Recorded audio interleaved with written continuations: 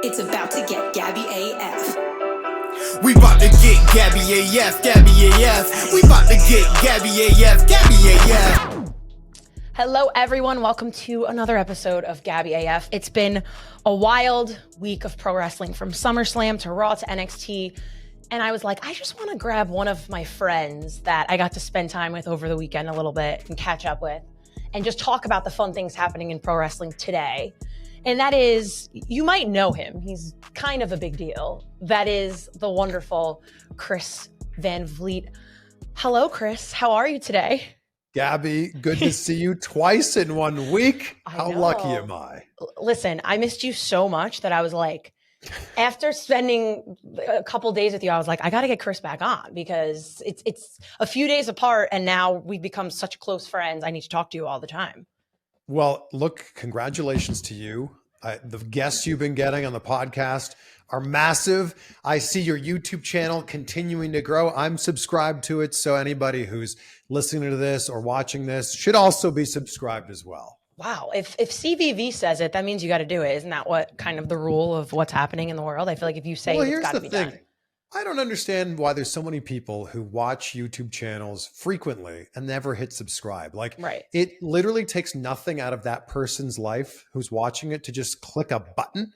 Right. And it's just amazing to me how few people will actually hit subscribe. So if there's a creator that I like or a channel that I like, I'm just, yeah, sure. If it's helpful to you, of course I'll click subscribe. I'm literally the same way, especially if your videos are getting thousands of views. Why can't those thousands of viewers subscribe at the same time? Because it'll just be great for that. Instead of just viewing it, hit the subscribe button. Maybe you don't got to like it or comment it if you're not crazy about it, but like you're watching it, so you can hit the button while you're watching it. I'm just saying. I did just have Cody on last week too. No big deal.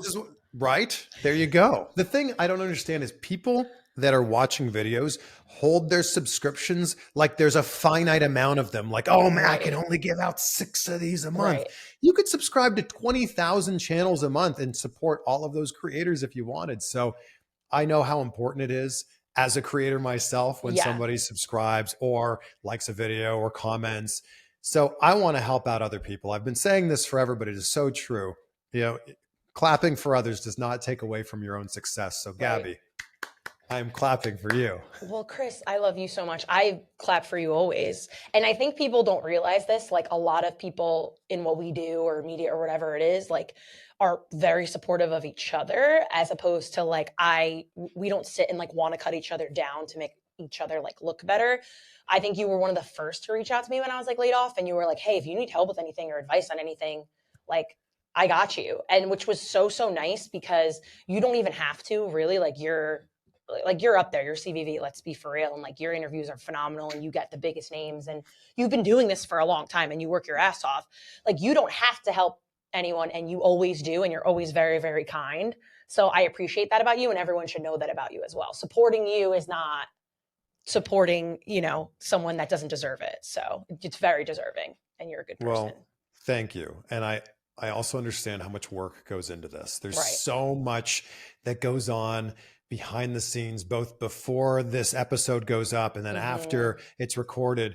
There's so much that goes on that people don't see. Right. And if something super small that I can do or somebody else can do can help somebody else, absolutely. Yeah, let's do it. Right. We're all rooting for the same thing. We're all rooting for pro wrestling at the end of the day, just to be good and entertaining and just to talk about it. Like, we're all fans and we all love it. So, The Rock said something to me. The Rock has this great phrase that I love. It's nice to be important, but it's more important to be nice. Yeah. And that's coming from The Rock, who is both nice and also important. Right. And I always think about that. And I always come back to that. Like, yeah, it's nice to be important, but it's more important to be nice. And I think it's more important to help other people too. Of course. And like, honestly, it's so funny you said that you've talked to The Rock about that. I literally just talked to Cody about this, because what my father always taught me was like, be as nice to, the janitor as you are to the CEO. Obviously not literally, but like metaphorically, because you never know when that person's going to, be something that you might need help with, or, be at the level where, they'll remember that you were kind to them when they maybe didn't have a lot. And now they're up here and you're not using them. You were just a good person and you were kind to them. So it's like, don't knock people that maybe aren't at the level you think they should be at, because you never know when they're going to be soaring and you're going to maybe need help from them. So just be nice to everybody. Like I can't stand those people that are only nice because they think they can like get something out of you. Like I can smell fakeness from a mile away, because there's a lot of fake people in this industry. And like, I don't really fuck with that. I'm too real to like mess with that kind of stuff. Well, I think there's just a lot of fake people in general in any industry. Yeah. And you're absolutely right. If you're doing something nice with the expectation of getting something in return, then you're really not doing it for the right reasons. Right. You should be helping people out because you want to help people out, not keeping a tally of like, well, I did this, this, and this for you, and you haven't done anything for me. Right. What? It makes no sense. It's just do it. Like, it shouldn't be hard. Like, I hit you up and you were like, yeah, I'd love to help you out. Like, that was so nice of you. You weren't like, well, can I get this in return? Or, like do that. Like, you're so not like that, which I love. I get to hang out with you too. I'm not looking for something in return. We get to hang out. We get to hang out and talk about how, my wife's a Jersey girl. You're a Jersey girl. I should just bring Rachel in here and be like, here, you can sit down and you and Gabby can just talk about New Jersey-isms for the rest of this conversation. Literally, Chris, it's my favorite thing about you is that you're married to a girl from Jersey. No offense, but like, that's the most attractive thing about you in my eyes, because I'm well, you can handle a Jersey girl. You're a certain type of person. I haven't met her yet, but I'm excited to do so. And I feel like me and her are going to be best friends. And you're going to be like, what did I just create in these two people talking?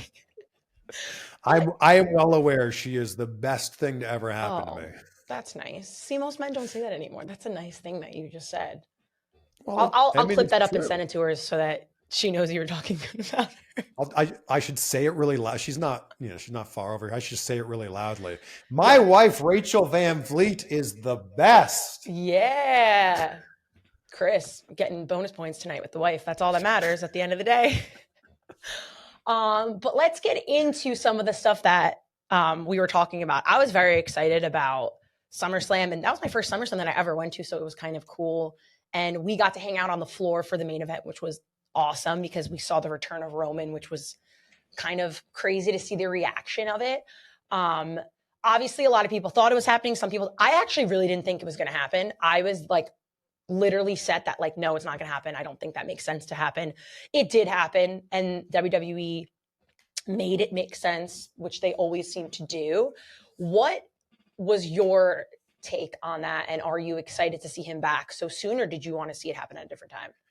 I also predicted it would happen, not from like a point of like, it needs to happen at SummerSlam, or this match with Cody versus Solo needs that. Right. But when you really like extrapolate out the rest of the year, when else was it going to happen? Like, I feel like it needed to happen at one of the big 4 pay-per-views. Well, 2 of them have already happened, so that's not possible. Right. So it's either going to happen then at SummerSlam or Survivor Series. I was just thinking it's got to happen now to then set something up for Survivor Series, which then takes us into the Royal Rumble. And then, of course, from there, it's the road to WrestleMania. So I was just looking at it more logistically than anything else. And you hit the nail on the head when you said WWE is making things make sense now.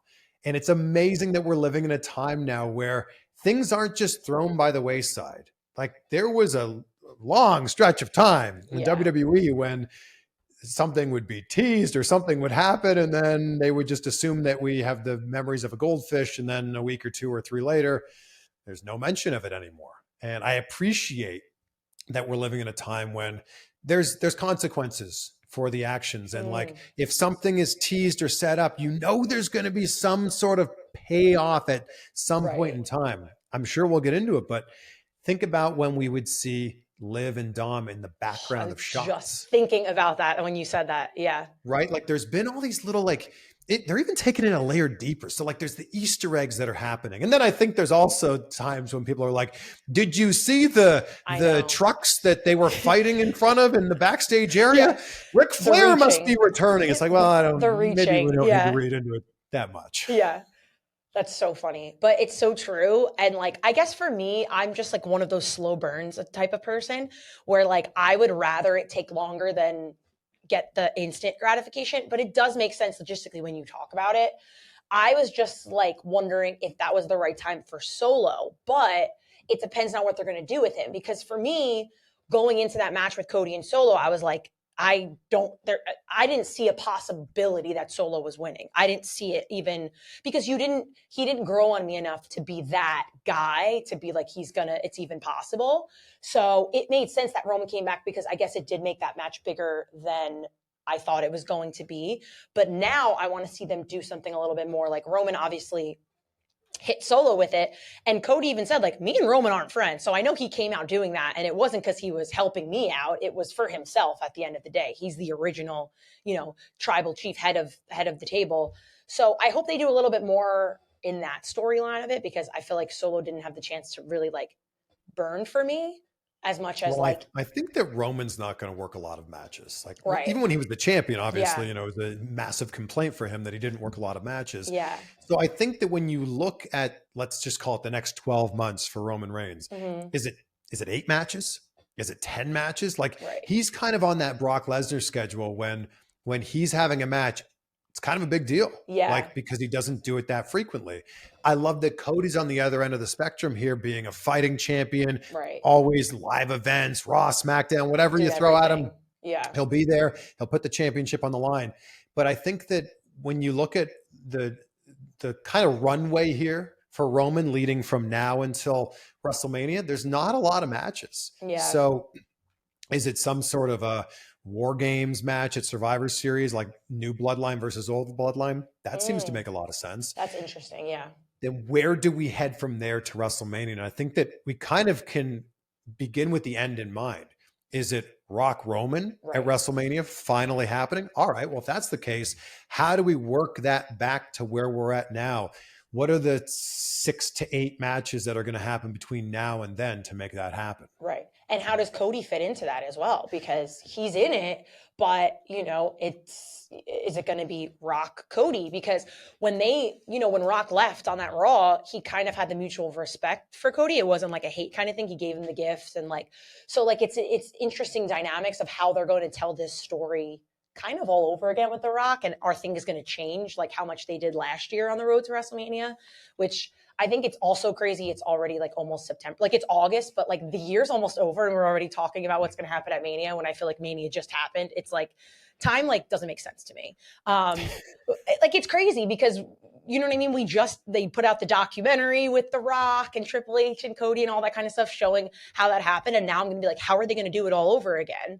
And how are they going to get me reinvested in this story in a different way? And how are these people going to change? It's just up in the air, but that's why I love it so much, because I fall for that emotional investment.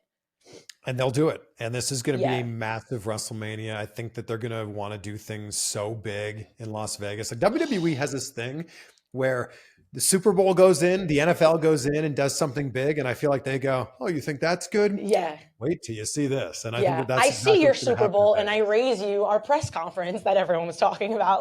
Right. And then it's like, and by the way, we're going to have WrestleMania 41 there. And, we're not even talking about the fact that this is John Cena's last WrestleMania. Right. I don't know if that's for a title, but I think that John Cena is going to be one of the main events without question. Cena. Is it John Cena versus Cody? Is it John Cena versus Randy Orton?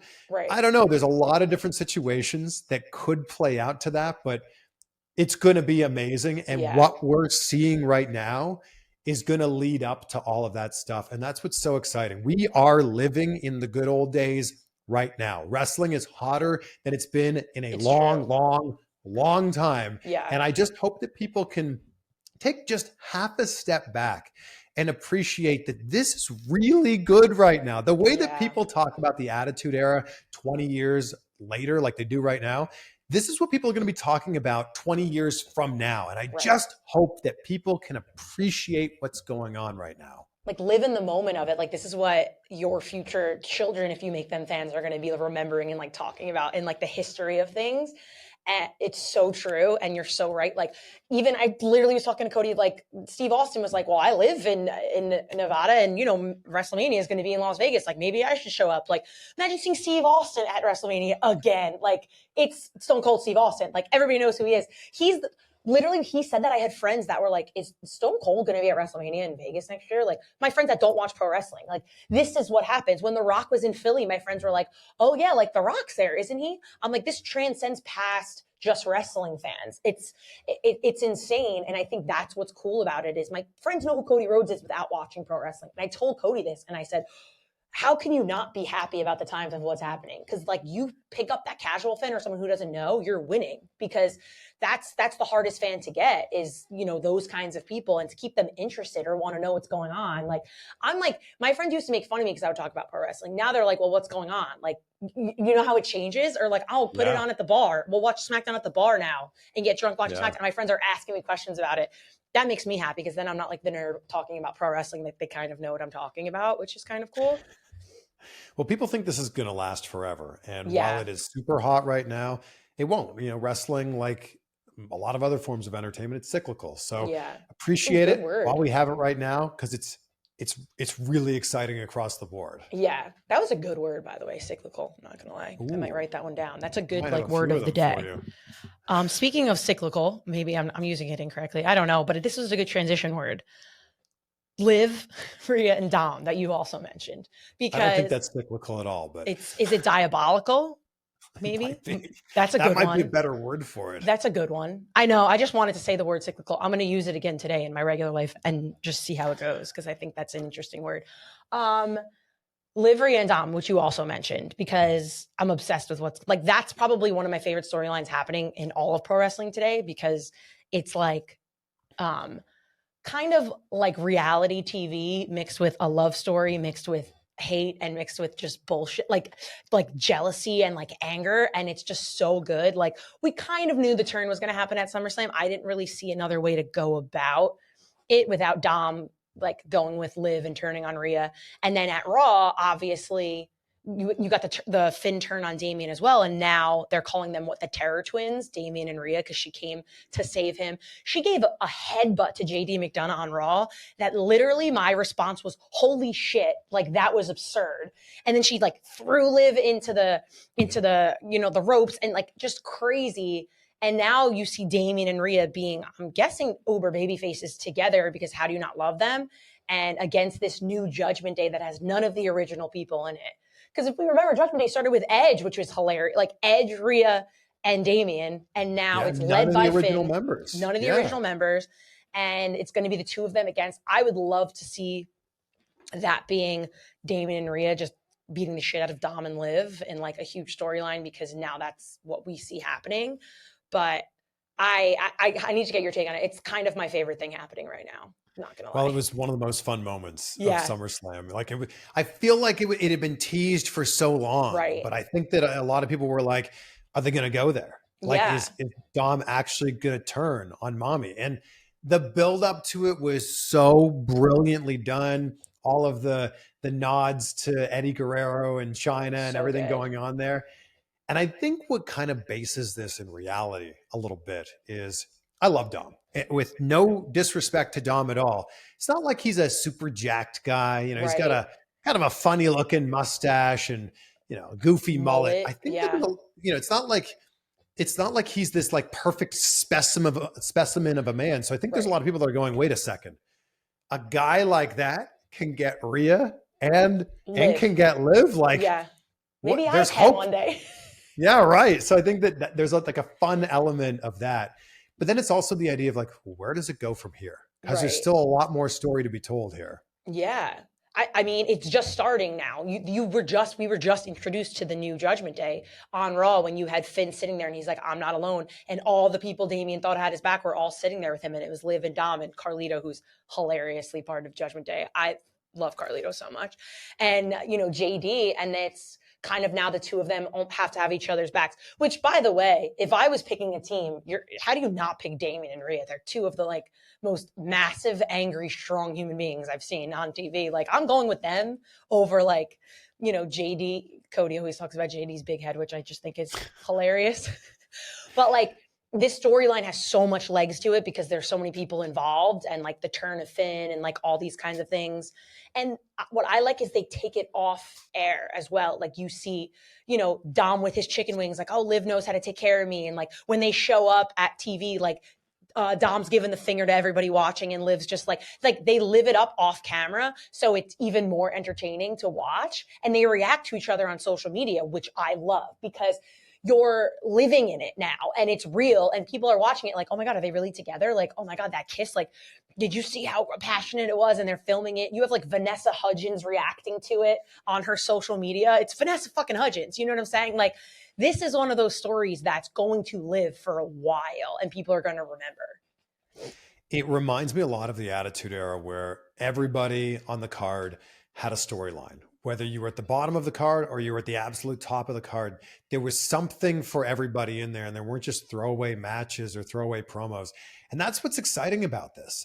Like this could keep going for another bunch of months and continue to be entertaining. Yeah. So I'm really excited to see where this plays out and where does Dom and where does Liv go from here? Right. Well, I mean, and Liv's the champion, and I will say this about Liv. I never really bought into Liv as the champion for a while. And I think she's so much come into this position now where I'm like, holy shit, like I get it. I see why she can be champion, and she's so strong in her character of what she's doing now. It's so good. And she's sold me on her. I was very much like, Rhea needs to be champion. I don't see the point of this. You know, Becky put her over and all these kinds of things. And I was like, I don't really, it's not there for me. I can't see her believable as this champion. And she's completely turned me in what they've done with her. And I think that promo of her in the stand when she cried, when he said like, I don't want you. And she wore the little booty shorts and stuff like that was where I was like, damn, this girl is so much more of a star than I had even had in mind for her. And I want to say like kudos to her in this because she's carved herself into this position in such a good way where it's not like, oh my God, it's Rhea and Liv. Like now I'm like, oh, they're very separate and they're both doing incredible things with each other. So like, I have to say that because I was wrong about Liv. So I have to admit it because it was never, by the way, she's a Jersey girl as well. So I fucked up because I should have known. I should have known she would have came around to it. You should have known. Well, you've got a great thing here with Liv and Dom, both, rising to the occasion, and they're also lifting, each other up. This storyline helps both of them out so much. When I had Ray on the show not long ago, I said, do you think Dom's a world champion, a future world champion?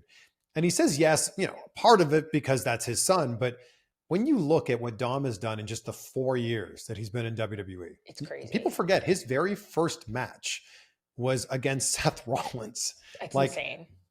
Like not his first WWE match, his first match. Right. So, to take it from there, and obviously Seth's an incredible worker and can make anybody he's in the ring with look good. But to see where Dom came from to where Dom is at now, 4 more years from now, he's going to be in a completely different spot. And I think it's storylines like this that really help to elevate him and anybody else he's in it with.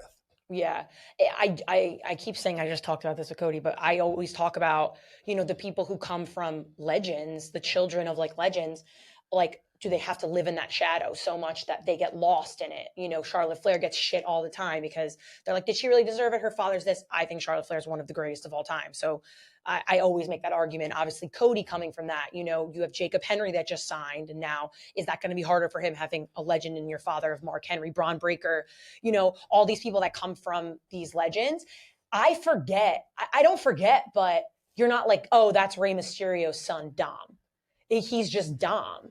And I feel like that is the best compliment you could give him because he didn't, soak off of that for so long. The turn was like a natural turn when he turned on his dad, and his trajectory from there, he's so hated. Like the boos he would get, he couldn't even speak, like I just think what he's done to separate himself from that name and like to separate him, like Ray has to be so proud of how far he's come because he's still so young and there's so much more that he's going to do. It's insane. And Ray is one of like the most beloved, sweetest people in the world. And then you have Dom who can't speak without getting booed. Like, I just think what he's done, it's incredible. And I'm excited because he's so young because there's so much more that can be done from him. So you're 100% right.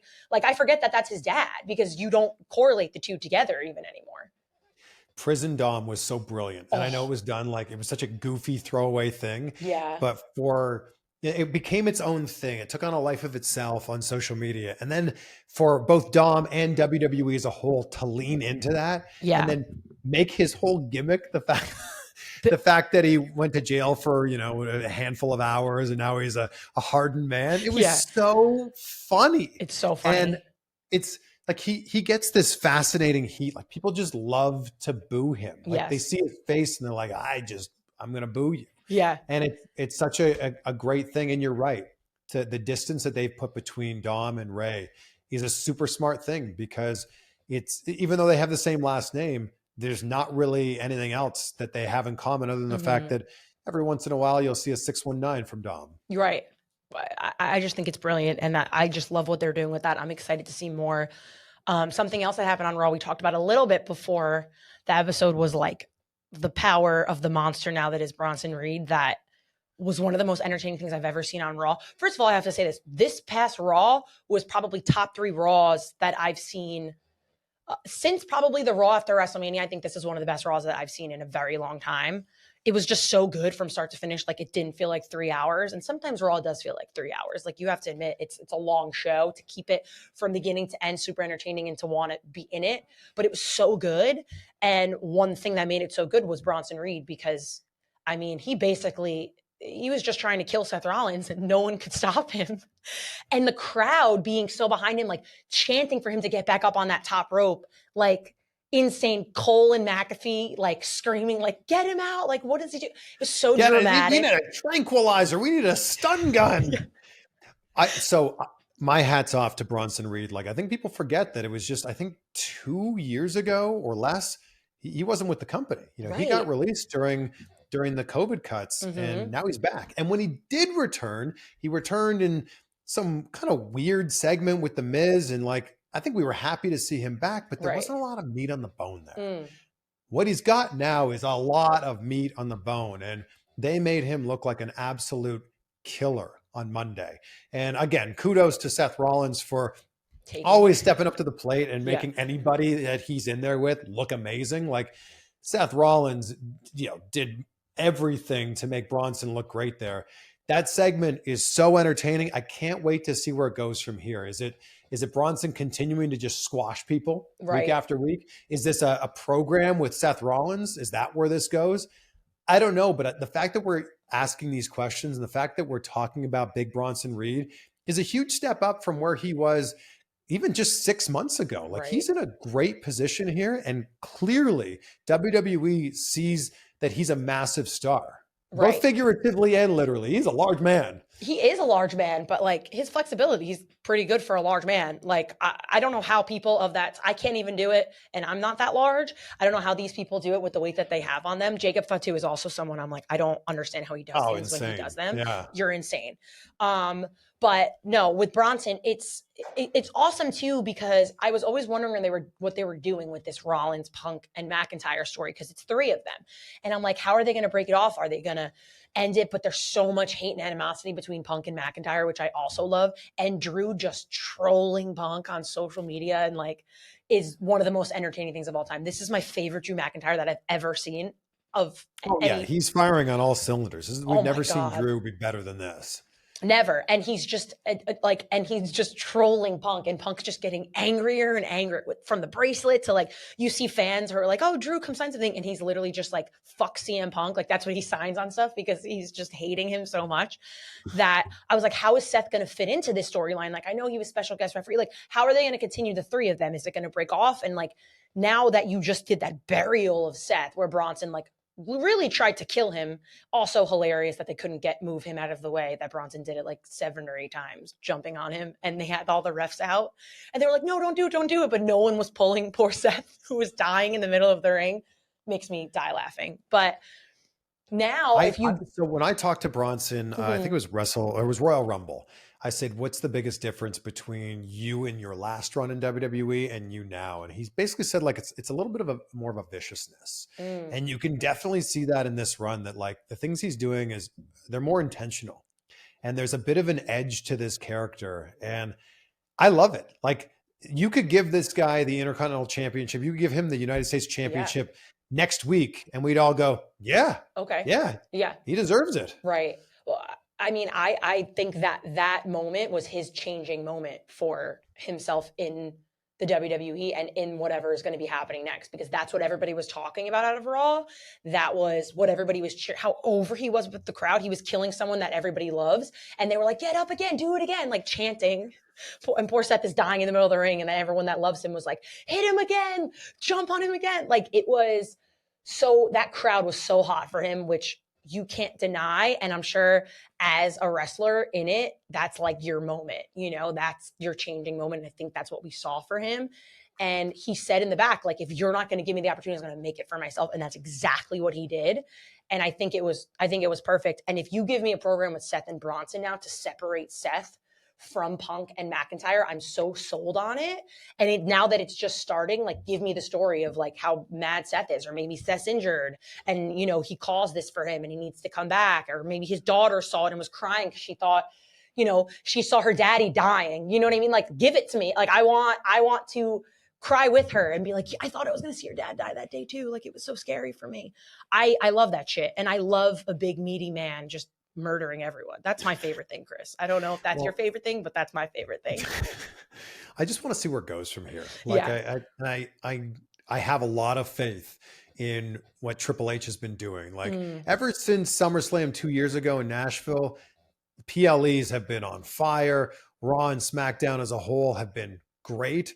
And I think we have a lot of faith that when we see something start to get teased, or when we see something start to build, we have a lot of faith to go, all right, buckle up. Let's do this thing. Yeah. The only thing I will say, the one caveat I have to this is wrestling fans, unfortunately, do not have a lot of patience. Wrestling fans have many different things. Yeah. Patience is not one of them. So if there's not a payoff immediately next week, like give it some time. Like, let's wait to see how this all plays out.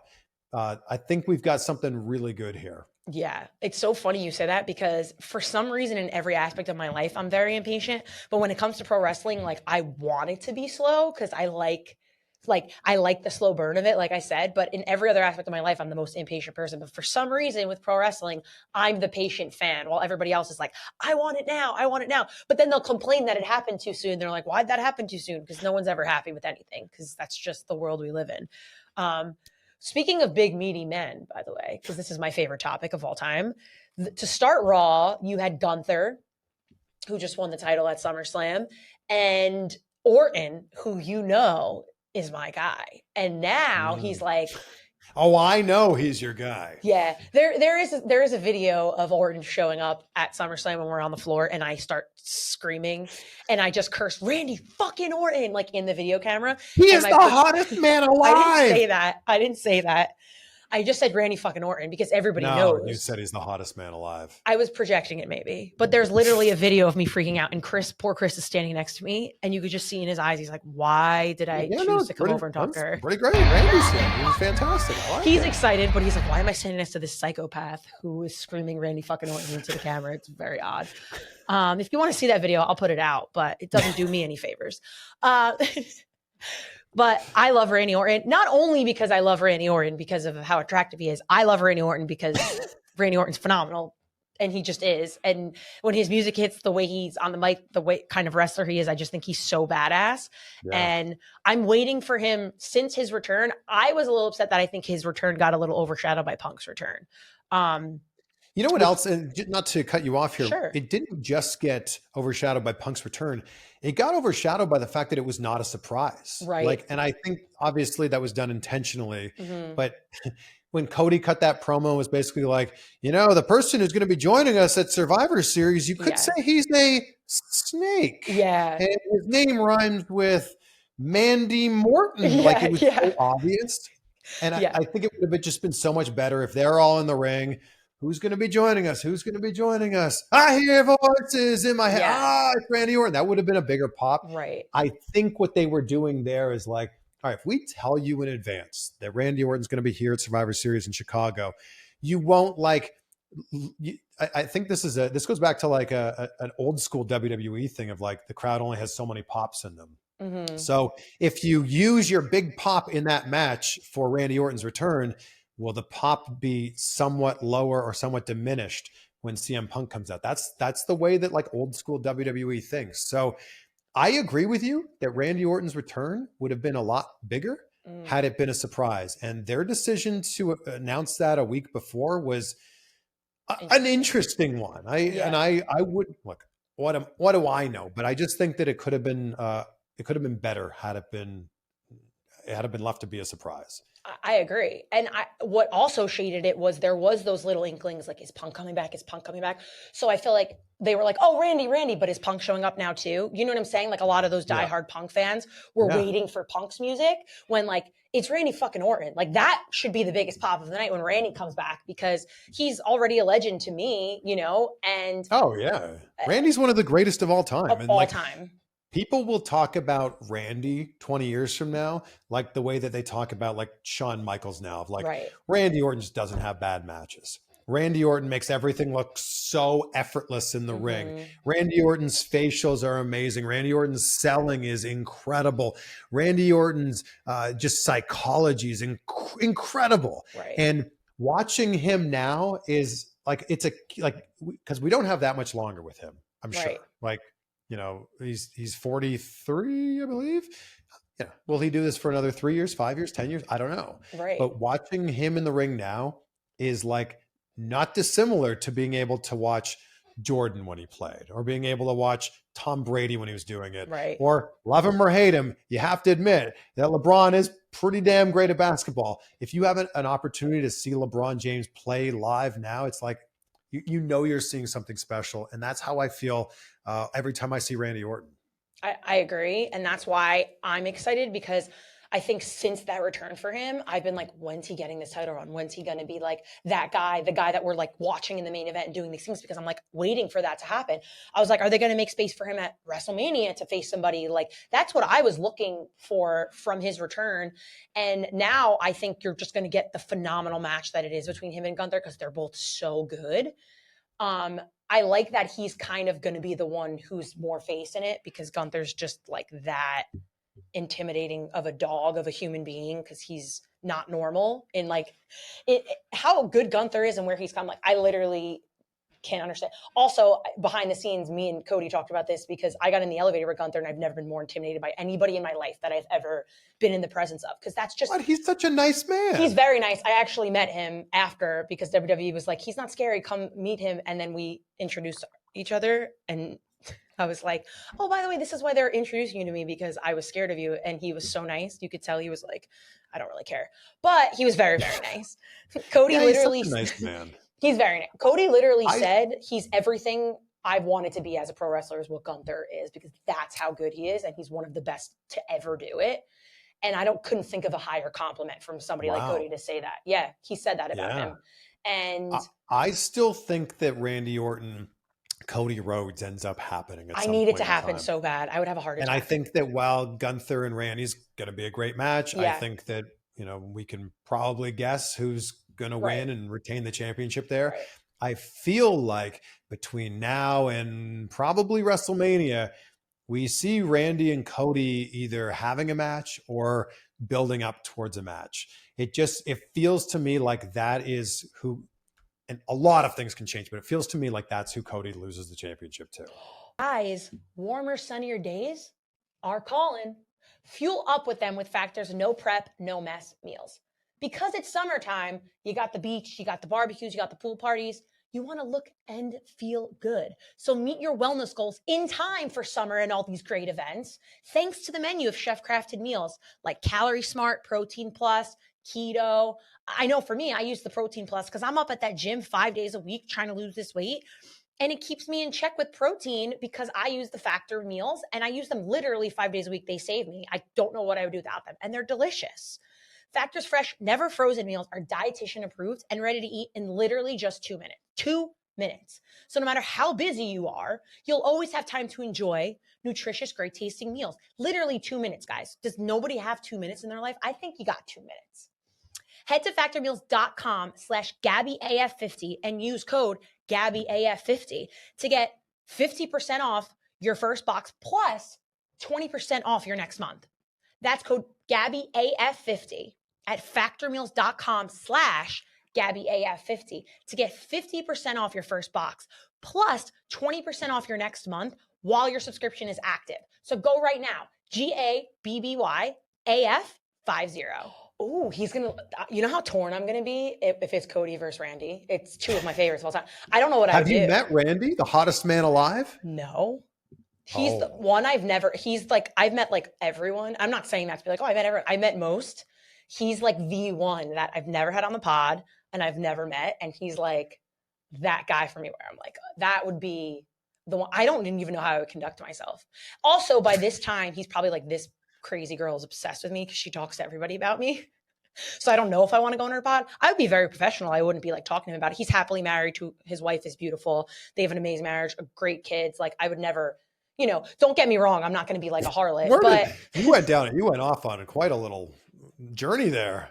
Like you were already like, I think in your mind, like, turning this into something else. I would always be I'm a very respectful person. I respect that about him. And it's, she plays a large role in a lot of things that he's talked about in how she's changed his life, and she's very much involved, and she's always there, and she's like his number one fan.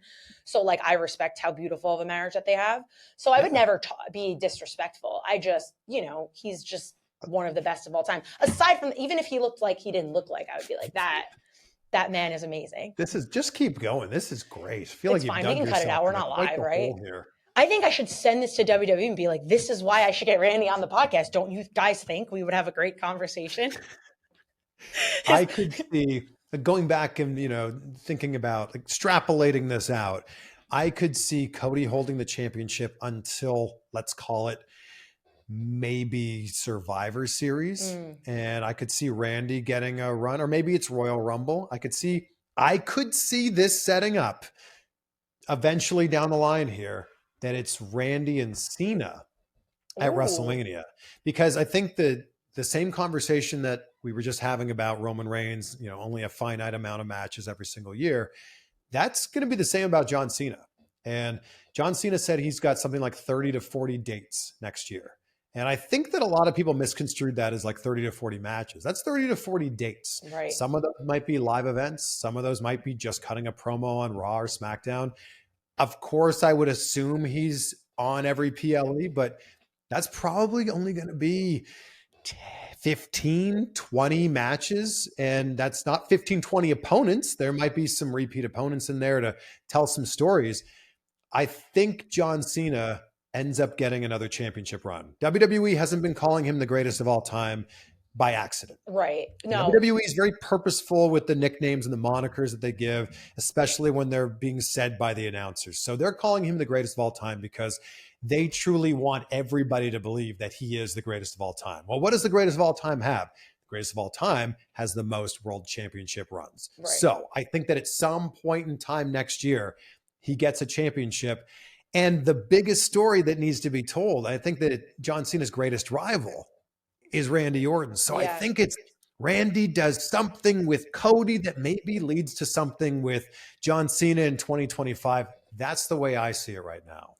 What's interesting about that is you would have to make me hate Randy, because you're not going to make Cena the bad guy going into it, and you're not going to make Cody the bad guy. So at some point, right now, Randy's very much loved. He gets the pop. Everyone loves him.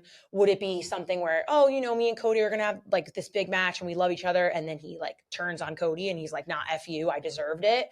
And now he's bad guy Randy again going into this match against Cena, who's so loved. Randy Orton is, while he's fantastic as a face and we love cheering him, he's a better heel.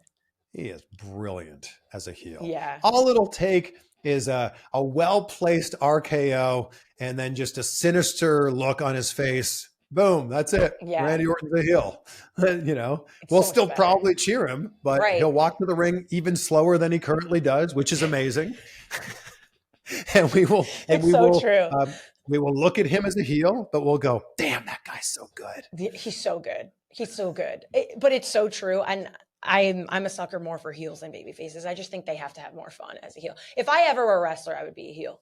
I'd be better at it. I think that any heel will tell you that they have a lot more fun being a heel than they do being a baby face. So I see that playing out. So we're going to get Randy, John Cena at some point next year. Will it be for a championship? Will it be at WrestleMania? I don't know, but I'm very curious to see how that one plays out. Yeah, I would love that. You actually just got me excited about it because the whole John Cena thing, you wonder, is it going to be Cena Cody? Because it's Cena and he's going to have this great run when he does come back because we know it's his retirement run. So it's got to be good. He's not just going to be doing nothing.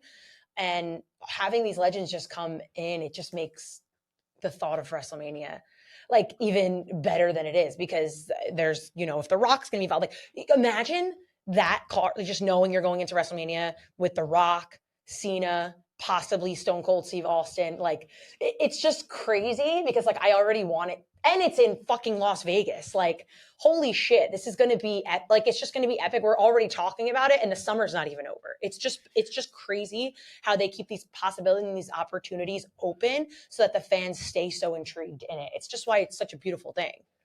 It's going to be a really special thing too, to be one of John Cena's last 10 opponents, 15 opponents, whatever it is, like however many opponents he has in 2025. It's going to be a really special thing. And I think that right off the top of our heads, we can probably already give you a bunch. Like he's going to wrestle Cody at some point. He's going to have a match against Randy at some point. Right. I could see him doing something with Roman at some point. Mm-hmm. There's a possibility here of having another John Cena Rock match with a relatively quick buildup. I think that's possible. Then I think we're going to see shades of that US Open John Cena, where with really no buildup, it's like, why wouldn't we want to see John Cena versus Braun Breaker, for example, like making young talent look good and a little feather in their cap to say, yeah, I was John Cena's 7th last match. Mm-hmm. So I'm really interested to see what ends up happening there. And I think there's 2 big matches.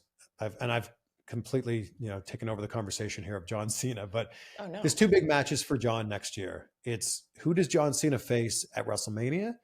And then who's his last opponent in December? Because it sounds like it's January all the way to December. And people, I think, misunderstood what he said at Money in the Bank of like, this is my last WrestleMania. And people assumed that he was retiring at WrestleMania. No. He's going 12 months, January to December. This is the John Cena retirement tour. It's crazy. It's crazy to think about too, Chris, because to be fair, like you're bringing up the Cena that you had watched before. And it's no secret that I'm more of a newer fan. I only started watching 6 years ago. So like, I don't know that like the different kinds of Cena that like the old school fans have seen for those kinds of things. So I'm going to really watch older matches and Cena very active in the company because I don't know that side of Cena. I'm going to be watching as like a fan watching Cena now, which is a completely different perspective than someone like you who has the history of him. And it's kind of cool to see. And a lot of these casual fans that are going to be watching because they know John Cena from Hollywood, John Cena, or from the movies because I like John Cena, I'm going to watch and they don't know like me, the specifics or the history. It's such different perspectives for him. And that's going to be such an interesting, like our next conversation about Cena when he does show up is going to be 2 different perspectives, which is such a beautiful thing, but we're never going to have the same. John Cena getting cheered. Yes, so only. And there was a long period of time for John Cena when his music hit and it was immediately met with boos. Right. And of course, everybody's singing John Cena sucks, but it was coming from the place of like, we've had enough. Yeah. Like we don't want John Cena continuing to be shoved down our throats. Like there was a long point in time when people got fed up with John Cena. And what's amazing is those same fans who were booing the crap out of him and couldn't stand him, those same people are the ones that are cheering the loudest for him now. Right. And it's almost like just a battle of attrition of like, just keep me around long enough. You're going to come back around. It's almost like it's cyclical, Gabby. Wow. For you to bring the word back around, Chris, is why you are the best at doing these things. I'm going to Google that word after. I can't wait. I'm so excited to do it. It just means it's a cycle. That's all it means. Wait, so it's with a C and not an S? Yeah. Like the word cycle, cyclical. Oh, I thought it was like sick, like the word sick. Lickle. Do you know what I mean? Listen, I was a journalism major. I'm a very good speller, but if I did a spelling bee and that word popped up, I'd probably spell it incorrectly. Well, now you know. Now I know. So the next spelling bee that you enter, you'll be fine. Yeah. Well, don't, as long as you don't enter it, and then I'll be fine because you know all the big words. You did mention someone too I kind of want to talk about a little bit before we wrap because I've been talking to you. I could talk to you forever. But likewise. You mentioned Bron Breakker and he just won his first title. It was emotional. Saw his dad in the crowd, like cheering and his uncle. And like, it was kind of amazing. And like, he's someone for me, every WWE superstar I've kind of talked to and they talk about the future, they bring up Bron Breakker because he's so good. You know, how excited are you to see Bron Breakker and just, you know, he's just getting started now. And I feel like he hasn't even been on the main roster that long to already have a title, but I'm not sitting here thinking he doesn't deserve it, which is kind of amazing. So let's talk a little bit about him because I want to just give him as much props as possible because he's just crushing. Well, he has right it now. all, right? I mean, I think that the pedigree's there, but that only takes you so far. Right. But he's been able to do a lot in the short time that he's been not just on the main roster, but signed with WWE. Mhm. He's insanely athletic. He's super fast, incredibly powerful. And I think that he proved 2 weeks ago on Raw with the promo that he cut, the Right. backstage promo that he cut on Sami Zayn, basically just saying he was a comedian. He proved that he can cut a pretty mean promo too. Yeah. So I really like the booking that they've done with him. I think that people were surprised when he lost in that Intercontinental Championship match Yeah. at Money in the Bank to Sami Zayn. I think people were surprised by that. But what it did there was, number one, it kind of humanized him, like, oh, this guy can be beat. Mhm. And I think the more important thing was it took away any sort of streak that he might have had. So if there Right. was any sort of comparison there to a Goldberg or just the idea of like, well, who's going to beat this guy? Nobody's beaten him yet. Who's going to beat him? Right. I think that they got a loss out of the way, relatively speaking, kind of early in his main roster career. And then they went, all right, now go on from here and you can do whatever you want. So the match he had at Money in the Bank was fantastic. I predicted he was going to go into SummerSlam and win. And Yeah. man, he did it in like a very convincing way. Where do we go from here? I Right. would love to start to see championships not just get defended weekly on Raw or SmackDown, but also when are we going to get to a point when these championships start to change hands on Raw or SmackDown? And my prediction as of right now is that happens early on in the Raw and Netflix time. Because if a championship, especially a major championship, changes hands on Raw when Raw's on Netflix, people are going to go, oh, damn. Well, now I need to watch every single week because anything could happen here. But this is a well-deserved championship for Bron Breakker. And man, we're just seeing the tip of the iceberg here. We are just seeing the very beginning of his career. Everybody's been saying it, so I might as well say it as well. This is a future world champion, and it's just a matter of time. And I think that's something WWE does so well, and especially with the addition, not the addition, but in the addition to of NXT, is they really, really know how to train these younger people, these younger wrestlers to be ready when they get up to the roster and be future world champions. You have like the Tiffany Stratton, who's still so young and she's so great. And you have, you know, the Kalani Jordan, who I think is killing it in NXT as well. And like all these kinds of, Carmelo's amazing. And like, they're all just getting started so that when the Randy Ortons of the world have to retire, or the Cody Rhodes, like they will all be in good hands in the company because they know how to do it in a way that these people are ready to take the reins and be the next generation. And I think Bron fits into that insanely perfectly because he's so young and he has so much time left. And he's just so damn good. If we care about him now, imagine how much we're going to care about him in 10 years and what he's going to do in 10 years. It's crazy to think about, but that you have to prepare for the future. And I think they do that better than anybody. Well, what WWE does better than anybody is they make stars. Yeah. And I think that whether you're incredible in the ring or you're just pretty good in the ring, they have the ability to like build these characters. And I think at the end of the day, the most important thing is, do you care about this person or not? Do you care about them enough to cheer for them or boo for them? And if the answer is yes, then they've done their job. Right. We're just scratching the surface of what's possible for Bron Breakker. And it'll be interesting. Like who's going to beat Bron Breakker? Right? Who's going to be the next person to take the Intercontinental Championship from him? I would love to see Bron Breakker versus Chad Gable. Can we get there at some point in time? Oh, be awesome to see it. I could see that. Chad Gable also. Oh my gosh. So insane. Good. He's so good. And like what he's done. And now he's with American Made is the new, his new faction with the Creed brothers. I don't know how I feel about the name, but it's also kind of a throwback to his old faction when he had like with Shelton, and like they had very similar, I guess, attire. I guess that's the word for it. What do you call like the like the Olympic, gear, the gear, like whatever. So I kind of like that they're doing a nod to that, because I think Chad Gable is an amazing story of someone who, like, when they had the Shorty Gable or whatever aspect and nobody bought into it, and what he's done for himself to make himself must watch is kind of unreal. And I love everything he does, like how, you know, you had the Wyatt Six kill him backstage and everyone was like, oh my God, Chad Gable's dead. And like what he's done with Otis, like, it's just, he really is super, super over, in the sense of like, you hate him or you love him, but you kind of love him. And I love everything they're doing with him. And just kudos to him for doing what he's been doing, because he's so good and he's been around for a very long time. I think that people in WWE specifically work best when they're given the ball and they run with it. Yeah. Instead of going, oh, this is the thing you want me to do. Well, I don't want to do that. Like Chad Gable is going to be on the show. Like, we already recorded the episode, but you're going to see it on my show, I think in a week or two. Okay. And like, he talks about how the Shorty G thing was a pretty low point of his career, but he wanted to make the best of the situation. Like, if you're given any time on TV, you got to make the best of it.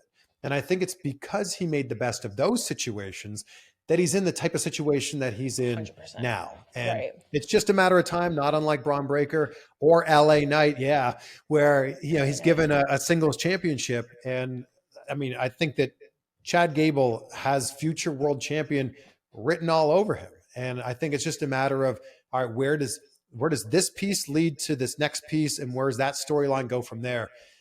I would love to see when the things wrap up here with, I think he still has some beef with the Wyatt Six. So when that all gets figured out, I think maybe it's Braun Breaker and Chad Gable. And then as an audience, we can just sit back and go, damn, this is so good. This is so good. Yeah. One more take I have to take of you before I say goodbye, because this was something that I was angry about.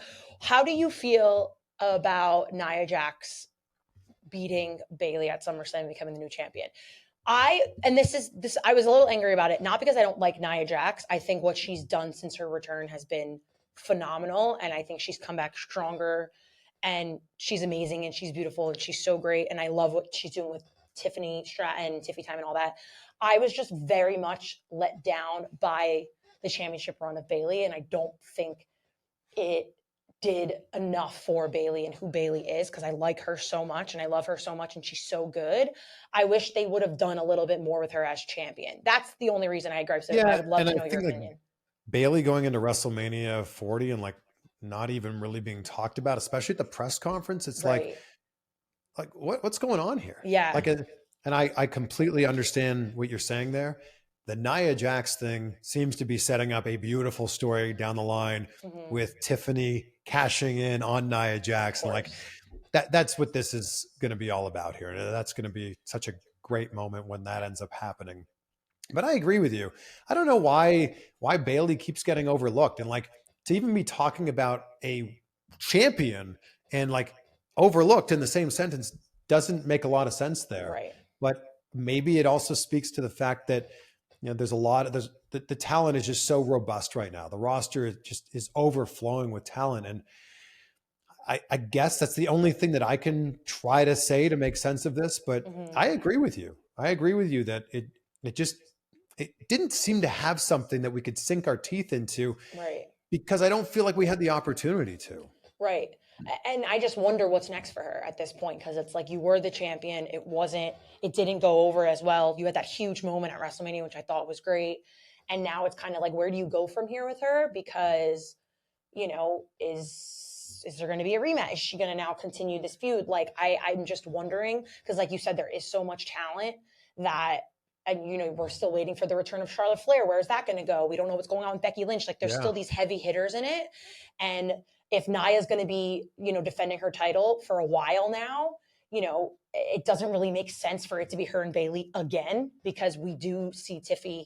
I keep calling her Tiffy because it's Tiffy time, but like Tiffy's kind of going to be the one. Yeah. By the way, her briefcase is fucking amazing. What they've done with it. It's so great. And even at the presser, like the two of them together, they were awesome together. Like, oh, we built this beautiful friendship, like whatever. I'm like, yeah, you guys are going to hate each other a little bit. That's what all girls do. Just a matter of time. Just a matter of time till you get hit in the face with a briefcase. That rhymed, by the way. That should be the saying. That's it. Put it on a t-shirt. In the face with a briefcase. In the face with a briefcase.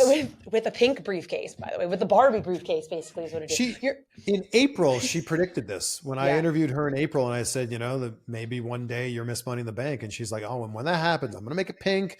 I'm gonna put rhinestones on it, and she is a woman of her word. Listen, you can't say, and she said she's going to be champion, so she's not lying. You know what I mean? So now you better watch her back. We all can see that she's going to be champion.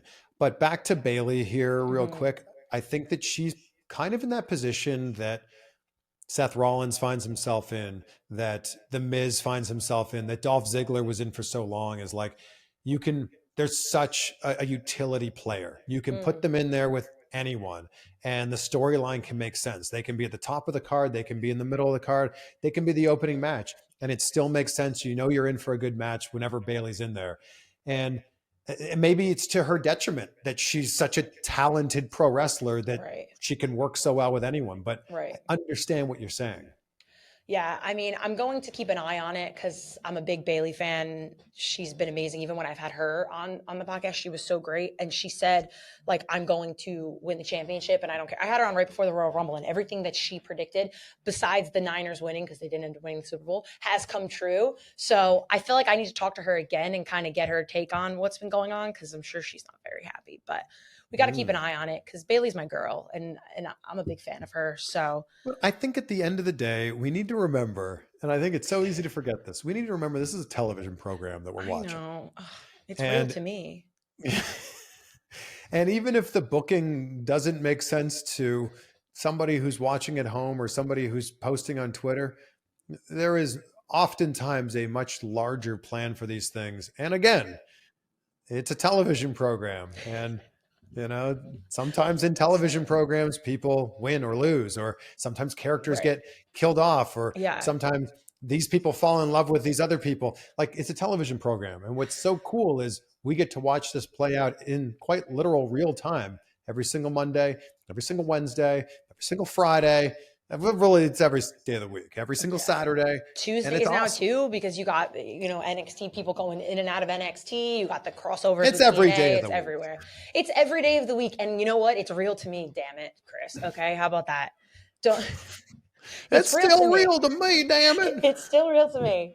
Well, Chris, thank you so much for the time. This was so much fun. Like, literally, I need a good friend to talk to about this kind of stuff, because I talk to myself at this point because I can't really talk to anybody else about these kinds of things that happen. So it's nice to not just be sitting alone and having these conversations. I have a friend to talk to about these things now. Well, it's always great to talk to you. It was good to see you in Cleveland. I will be on the lookout for a Randy Orton doppelganger, and I will, in New Jersey. Send him your. They're all in New Jersey, by the way. All down the shore. They all look like Randy Orton. Except they're all tools. Sounds like you've got a lot to choose from then. They're all tools, Chris. You listen, you know how lucky you are you found a beautiful wife and you're very happy, because dating in your 30s might be the hardest thing of all time. A lot of things are hard in this world. Dating in your 30s might be top 5 in the entire world. Well, to give you some hope, we met on Hinge. Hinge is a nightmare for me, but I'm very happy it worked out for you. Where were you living at the time, though? Especially dating in Los Angeles was not fun, but we met on Hinge. So I'm trying to give you some hope here.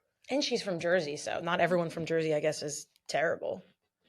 Right. Not all of them. I know at least 2 that are good. Just the men, but they're both girls. The men, it's a little scary. I'll tell you about that later. Anyway, when I need dating advice, I'll text you and call you. Shoot me a text. I'll set up a group chat with me and my wife. Oh my gosh, she probably gives the best dating advice. She's like the one to talk to, I'm sure. She really does have the best advice for everything. Oh man, you're just killing it. I'm gonna let her know how nice you were. Thank you so much for now that you subscribe, she has to watch. Thank you so much for the time, Chris, as always, for being kind and amazing. And I love you, and you are awesome. And I appreciate you coming on with me. And I know my fans probably loved having you on the pod this week. Well, keep up the great work. Always so good to see you. And people, if you're watching this and you haven't subscribed yet, what are you doing? What are you doing? It's the smallest, most minute thing that you could do. And it means so much for creators like us. So Gabby, thank you again. And I look forward to seeing you. Bad Blood, will I see you in Atlanta? Possibly. Yeah, I'm not even sure if I'm going there, but we'll keep in touch. If you don't go, I'm not going. So absolutely not. Then Uh-oh. We'll have bad blood if I show up and you're not there. How about that? Ooh, I see. Just saying. Also, everyone here is probably already subscribed to you, but if you haven't, subscribe to Chris because he's amazing and he's probably the best to ever do it. So he's like the GOAT in this right now, and we're all just trying to keep up. So, and he's got Chad in a couple weeks. Any other big guests you got coming up? I just did one with Jesse Ventura, and I teased that on social media. Ooh. That's a pretty exciting one. We recorded this past week with Damian Priest. You'll be seeing that one soon. Ooh. And then a few others that I'm working on here, but there's some big ones. So if you're subscribed, you'll never miss them. Yeah, and you just had Pierce on, and that was amazing. So I love. Yeah, that one dropped this morning as we're recording this. Yep. See, I pay attention to things. I know things. Appreciate you. As always, guys, thank you so much. I hope you enjoyed this episode. We will have another one next week with another one of my friends in the business. It's a guest I actually already know, but I'm not going to drop the teaser yet until next week. And it's a good one, and you'll want to hear about it, and you'll want to watch it. So make sure you're subscribed, like Chris said. And until then, LYMNB, love you most, no backs.